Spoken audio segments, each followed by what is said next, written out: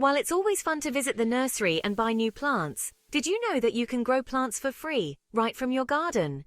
That's right! Hey everyone! Welcome back to the channel Houseplantslove. In this video, I'm going to show you some simple skills to clone any plant. Make sure to watch the video till end. I'll be sharing several expert tips you won't want to miss. Almost all plants can be propagated either by splitting or by taking cuttings. But before we dive in, make sure you have a pair of pruning shears or scissors handy and sterilize them with alcohol to avoid spreading bacteria.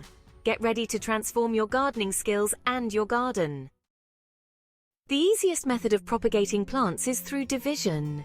This technique is perfect for mature plants that have outgrown their pots, or for plants that don't work well with cuttings. Splitting is the way to go. I generally use this method for plants that form clumps, like perennials, flowering plants, and even some edible plants.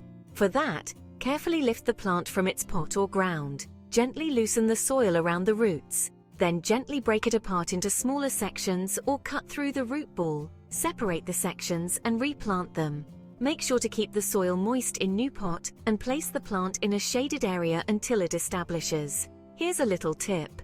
The best time for division is during the plant's dormant season, usually in autumn or early spring. This gives the divided plants time to establish themselves before the stress of summer heat or winter frost. But hey, if it's later in the season, go for it anyway. I've had success both ways. If you're enjoying the video so far, don't forget to give it a thumbs up. Now cuttings. This is where I have the most fun. It's the most popular way to propagate plants, whether you're a home gardener or running a full-on nursery. I do this all the time with my indoor and outdoor plants. Here's the trick. First, choose a healthy stem. Look for a stem that's not flowering and has new growth. Use a clean, sharp knife or pair of pruning shears to take a cutting just below a leaf node. Remove the lower leaves, leaving a couple at the top. That's it. Try to keep a cutting with 3 sets of nodes, which is perfect for rooting. There are 2 main ways to do this: water and soil. Let's explore both methods. Here's a little pro tip. Always have a plastic bag or container with a moist paper towel on hand when you're out in the garden. It keeps cuttings fresh while you're working. Dry cuttings means no rooting, and we don't want that. Water works better, or soil for rooting cuttings. Personally, I do both depending on my mood and the plant. Rooting cuttings in water is easy and fun. Just pop your cuttings in a glass or jar of water, making sure the cut end is submerged. Place the glass in a bright spot but out of direct sunlight. But I change the water every few days to keep things fresh. Wondering which plants thrive in water?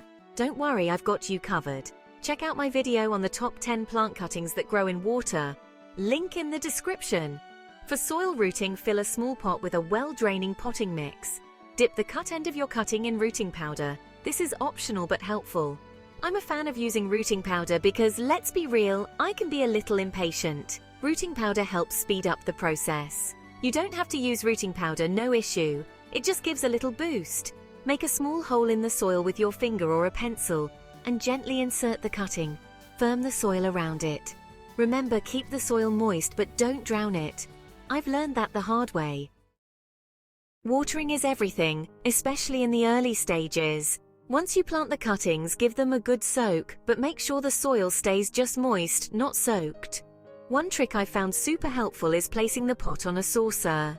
You can fill up the saucer with water, and the soil will absorb it from the bottom. It's like the plant does the work for you. Also, it keeps the leaves dry, which means fewer chances for any nasty diseases. You can also learn about watering techniques for plants. Link in description and end of video. Humidity is another key factor.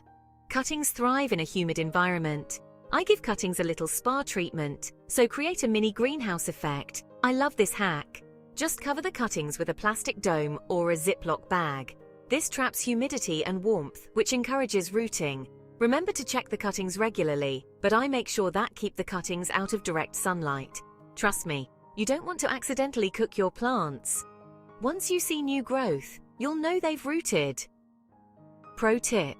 Before you begin, ensure all your tools are clean and sharp, and have everything you need for propagation ready and within reach. Layering, a grounded approach to propagation. Layering is another propagation technique that's simple and effective. This method involves encouraging roots to grow on a stem while it's still attached to the mother plant like spider plant. Choose a flexible stem that can be bent down to the ground. Make a small wound on the underside of the stem.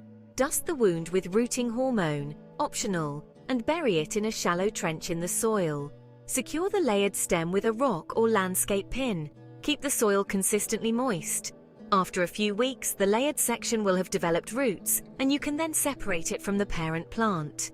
And that's it, friends. You know everything need to start propagating your plants. I honestly find this process so rewarding. It's like magic watching something you nurtured grow into a new plant. If you've got any questions or tips of your own, drop them in the comments below. I'd love to hear about your propagation adventures. And hey, if you enjoyed this video, please hit that subscribe button and tap the notification bell so you don't miss out on future gardening tips.